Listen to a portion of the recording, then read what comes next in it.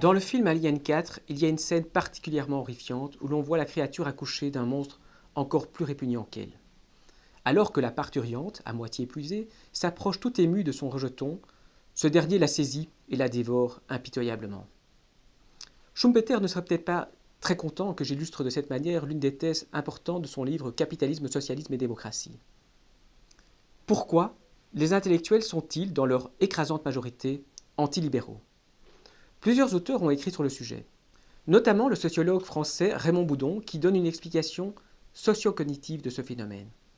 Avec l'apparition du relativisme intellectuel, les intellectuels ne seraient plus mus par la recherche de la vérité, mais seraient plutôt motivés par la volonté de faire œuvre utile. L'utilité aurait remplacé la vérité, et il serait utile de combattre les inégalités. Pour sa part, Robert Nozick avance une explication psychologique. L'hostilité des intellectuels à l'endroit du libéralisme s'expliquerait par leur ressentiment. Les lois du marché ne les gratifient pas des rémunérations matérielles et symboliques qu'ils avaient l'habitude de recevoir quand ils étaient les premiers de classe à l'école. Là, ils réussissaient, ils étaient jugés en comparaison des autres et estimés supérieurs, ils étaient félicités et récompensés, ils étaient les favoris du professeur. Comment ne se seraient-ils pas sentis supérieurs? Les intellectuels aimeraient que la société soit ordonnancée comme une grande école. Ils aimeraient se retrouver dans l'environnement où ils réussissaient si bien et où ils étaient à ce point appréciés. La question de Schumpeter est plus profonde. Pourquoi les intellectuels se sont-ils retournés contre le capitalisme qui les a fait naître? Évidemment, Schumpeter ne dit pas que les savants, les scientifiques, les érudits, les philosophes n'existaient pas avant le capitalisme. Mais ce dernier a imprimé à la pensée une impulsion nouvelle et une orientation particulière. Pourquoi? Parce qu'auparavant, le savant n'avait pas accès aux masses. Il ne pouvait, sous peine de passer pour un hérétique, se heurter de front aux thèses dominantes. Il avait besoin d'un protecteur puissant, et il lui en coûtait cher s'il rouait dans les brancards.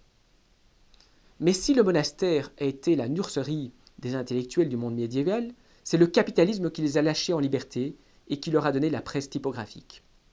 La coïncidence de la naissance de l'humanisme avec la naissance du capitalisme est très frappante. À la base, les humanistes sont des philologues, mais ils ont rapidement envahi les domaines de la morale, de la politique, de la religion et de la philosophie. Pourquoi? Parce que c'étaient des esprits critiques. De la critique d'un texte à la critique de la société, le pas est rapidement franchi. Grâce à l'imprimerie et au changement qu'opérait le capitalisme dans la société, les humanistes furent les premiers intellectuels à disposer d'un public au sens moderne du terme. Comme le savait pertinemment le célèbre écrivain et dramaturge italien médiéval Pierre l'Arétin, l'obséquiosité et la flatterie sont souvent moins fructueuses que l'arrogance et l'insulte. Connu dans toute l'Italie du XVIe siècle, ce pamphlétaire n'a été surpassé par aucun mortel dans l'art de manier ces dernières. La plume de l'Arétin était plus forte que l'épée. L'empereur Charles Quint lui-même en avait peur.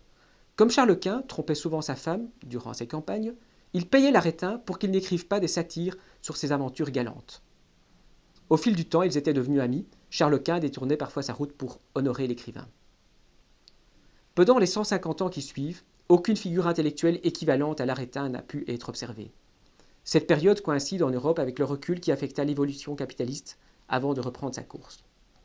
Au XVIIIe, Voltaire est l'exemple type de l'intellectuel qui aborde tous les sujets sans en maîtriser aucun.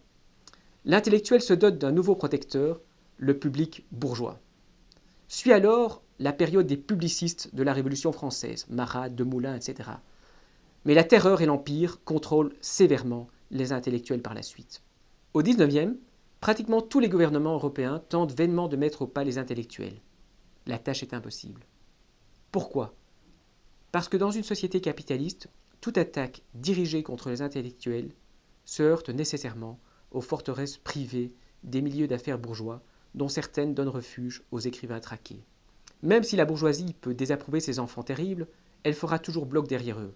Pourquoi? Parce qu'en défendant les intellectuels en tant que groupe, la bourgeoisie défend sa propre cause et son programme d'existence.